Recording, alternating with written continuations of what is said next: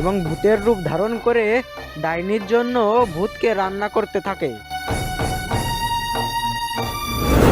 রাখালের পিঠা গাছ। সে অনেক দিন আগের কথা। সপ্তপুর গ্রামে বাস করত এক রাখাল। সে পিঠা খেতে খুব ভালোবাসতো। সে একদিকে যেমন পিঠা খেতে ভালোবাসতো, অন্যদিকে সে খুব ভালো বাঁশিও বাজাতে পারতো।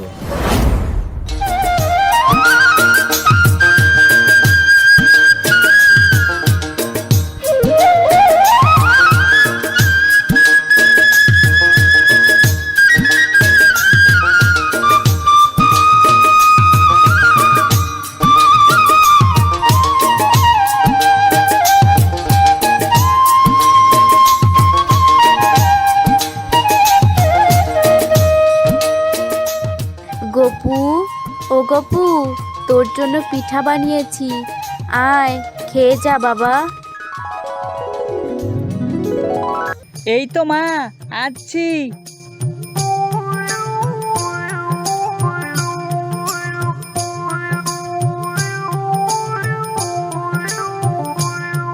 কই কই মা, পিঠা কোথায়? এই নে ধর, পেট পুড়ে খা বাবা। মা আজ না আমি ঘরে না, ওই বাইরে গিয়ে খাবো, যেতে দাও না মা। আচ্ছা আচ্ছা যা, কিন্তু দেখিস ওই খাবার দেখে যেন বিড়াল কুকুরে কামড়ে না দেয়। ও নিয়ে তুমি কোনো চিন্তা করো না মা, আমার কিচ্ছু হবে না।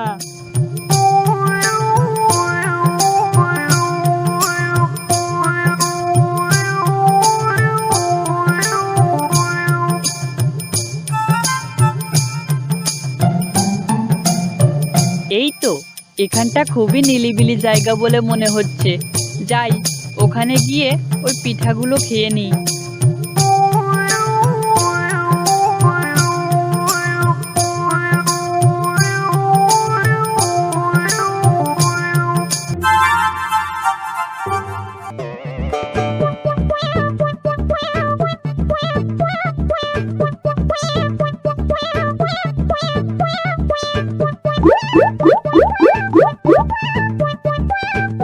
গপু পিঠা খেতে খেতে হঠাৎ তার হাত থেকে মাটিতে একটি পিঠা পড়ে যায়।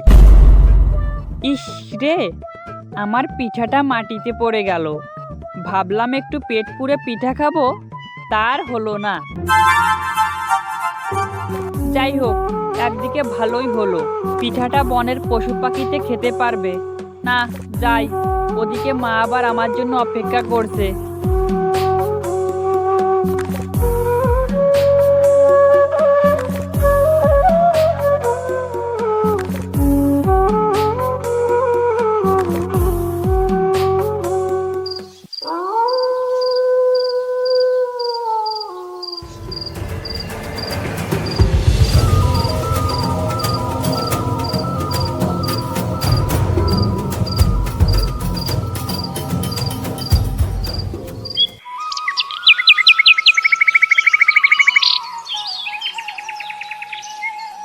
মা, ও মা, আমি কুমারীকে নিয়ে মাঠে গেলাম। আচ্ছা যা, কিন্তু তাড়াতাড়ি ফিরে আসিস। আচ্ছা মা, আমি তাড়াতাড়ি ফিরে আসবো।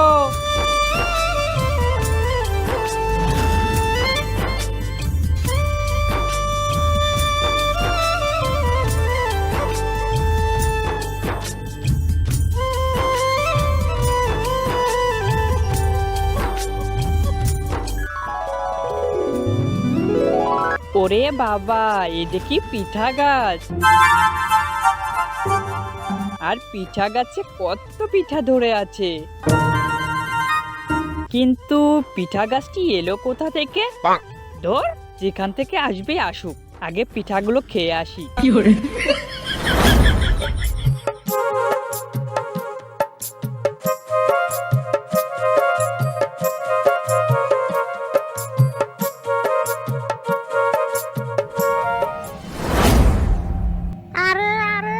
পাশের জঙ্গল থেকে কেমন মানুষ মানুষ গন্ধ ভেসে আসছে।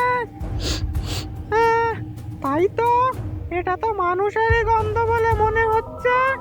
যাই, দেখি ওদিকটা ঘুরে আসি।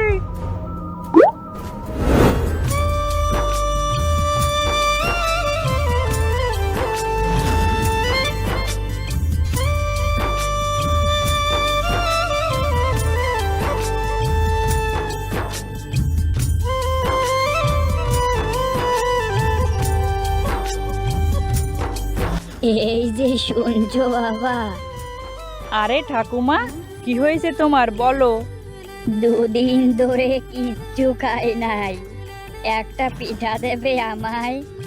ও, তুমি পিঠা খাবে? আচ্ছা দিচ্ছি ঠাকুমা। আহ, আহ, আহ। এই নাও ঠাকুমা, তোমার হাত পাতো। না রে বাবা, এত গরম পিঠা নিলে আবার আমার হাত পুড়ে যাবে। হ্যাঁ, তাও তো কথা। তাহলে তোমার আঁচল পাতো ঠাকুমা। না রে বাবা, আমার এই একটাই মাত্র কাপড় আছে, যদি পিঠার দাগ লেগে যায়? তাহলে তোমাকে কিভাবে পিঠা দেব বলো তো ঠাকুমা। এই যে বাবা, আমার এই বস্তার মধ্যে দাও। আচ্ছা ঠাকুমা, তাই দিচ্ছি। বস্তাটা ভালো করে ধরো। গপু যেই না বুড়িকে পিঠা দিতে গেল, অমনি সে গাছ থেকে নিচে পড়ে গেল।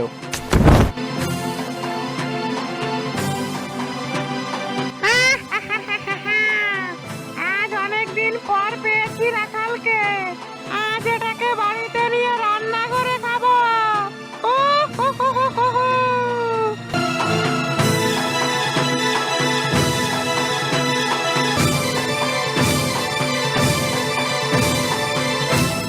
না না, ছেলেটা তো খুবই ভারী, একে আনতে গিয়ে তো পিপাসা পেয়ে গেল। এখন কোথায় যে একে রেখে একটু জল খেতে যাই? ওই তো, ওখানে একটা মানুষ দেখা যাচ্ছে, যাই ওর কাছে একে রেখে একটু জল খেয়ে আসি।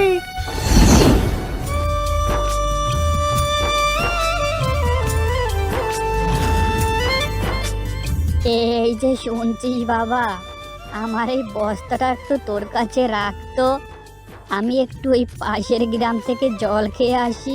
কি আছে বুড়িমা এই বস্তার ভিতর? ওই কিছু মালপত্র আছে, তুই একটু দেখে রাখিস বাবা।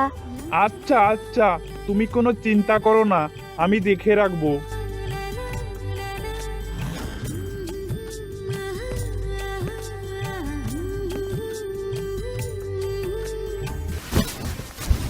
মামা, ও মামা। এই কে রে? কে বস্তার ভিতর? আমি গো মামা, আমি। তুমি তাড়াতাড়ি বস্তার মুখটা খোলো, তারপর তোমাকে সব খুলে বলছি। আচ্ছা আচ্ছা, খুলছি। আরে গপু, তুই তুই এই বস্তার মধ্যে কি করছিস? মামা, সে এক লম্বা কাহিনী, তবে শোনো।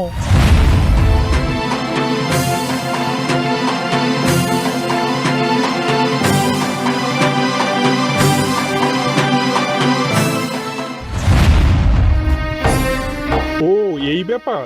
তাহলে তো এই বুড়িটা খুব খারাপ। হ্যাঁ হ্যাঁ মামা, তবে আর বলছি কি, এই বুড়িটা হচ্ছে একটা ডাইনি। তাহলে এখন কি করা যায় বলতো ভাগ্নে? ওদিকে বুড়িটারও তো আসার সময় হয়ে গেল। মামা, চলো একটা কাজ করি, ওই বস্তার ভিতর কিছু শুকনো ডালা আর কিছু কাটা রেখে দিই, তাহলে ওই ডাইনিটা আর আমাদের সন্দেহ করবে না। হ্যাঁ হ্যাঁ, তাই চল।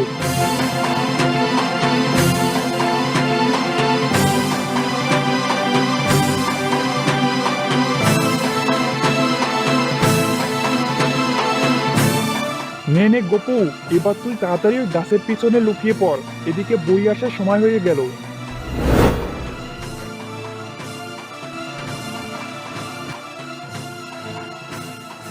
কই গো বাবা, দে আমার বস্তাটা দে তো। এই তো ঠাকুমা, তুমি যেখানে বস্তাটি রেখেছিলে ঠিক সেখানেই আছে। আচ্ছা, তুই ভালো থাকিস বাবা। হ্যাঁ হ্যাঁ, যাও ঠাকুমা।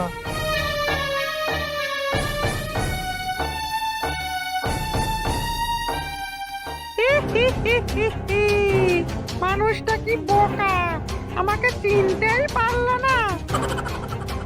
কিন্তু পিঠে কেমন কাটার মতো ফুটছে কেন? ও, বুঝতে পেরেছি। ওরে রাখাল, তুই আমাকে চিমটি কাটছিস? দাঁড়া, বাড়িতে গিয়ে তোকে কেটে কুটে গর্দান দেব।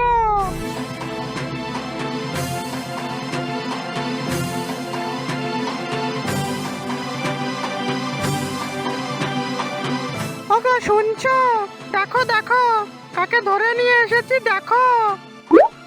কই দেখি, কাকে ধরে নিয়ে এসেছো? তাহলে তাড়াতাড়ি বস্তার মুখটি খোলো খোলো। ডাইনি যেই না বস্তার মুখটি খুললো, বস্তার ভিতর কাটা আর শুকনো ডেলা ছাড়া আর কিছুই দেখতে পেল না। কি হলো গিন্নি? এখানে তো ডেলা আর কাটা ছাড়া কিছুই দেখতে পারছি না। কি আমাকে বোকা বানানো? ওকে আমি ছাড়বো না। কাল আবার যাব আর ওই মানুষের বাচ্চাটিকে ধরে নিয়ে আসবো। হি হি হি হি হি।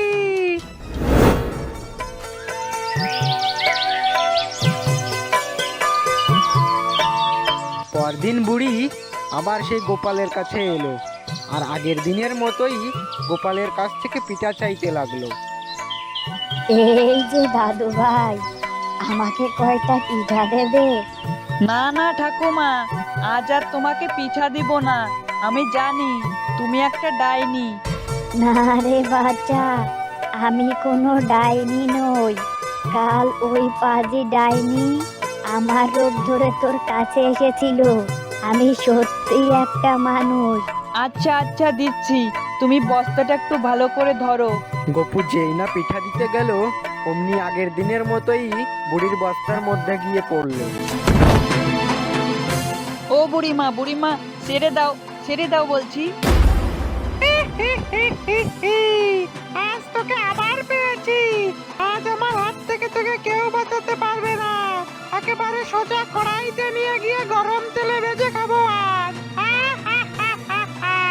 এরপর ডাইনি ছেলেটিকে ধরে নিয়ে তার জঙ্গলের মধ্যে চলে যায়। কই গো শুনছো?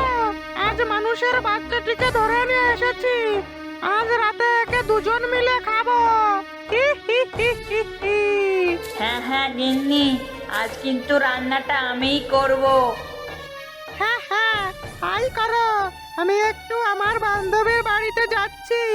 তুমি রাতে রান্না করে আমার জন্য অপেক্ষা করো। হ্যাঁ হ্যাঁ গিন্নি, যাও। এই পুচকে ছোড়া, এখান থেকে কিন্তু পালানোর চেষ্টা করবি না। আর যদি পালানোর চেষ্টা করিস, জ্যান্ত গরম তেলে ছেড়ে দেব। হি হি হি হি। না, এদের হাত থেকে তো বাঁচতে পারবো না। যেভাবেই হোক আমার এখান থেকে পালাতেই হবে, না হলে এরা তোমাকে মেরেই ফেলবে। কিন্তু কি করি? হ্যাঁ, পেয়েছি একটা বুদ্ধি। গপু তখন তার পাশে কিছু পাথর দেখতে পায়। সেখান থেকে একটি পাথর তুলে নিয়ে ভূতের দিকে ছুঁড়ে মারে। আর এই পাথরের আঘাতে ভূতটি অজ্ঞান হয়ে যায়। ভূতটি অজ্ঞান হওয়ার সাথে সাথে গপু তাকে মেরে ফেলে এবং ভূতের রূপ ধারণ করে ডাইনির জন্য ভূতকে রান্না করতে থাকে। অবশেষে ডাইনি সেখানে এলে গপু তাকে খেতে দেয় এবং ডাইনিও পেট পুড়ে খেতে থাকে।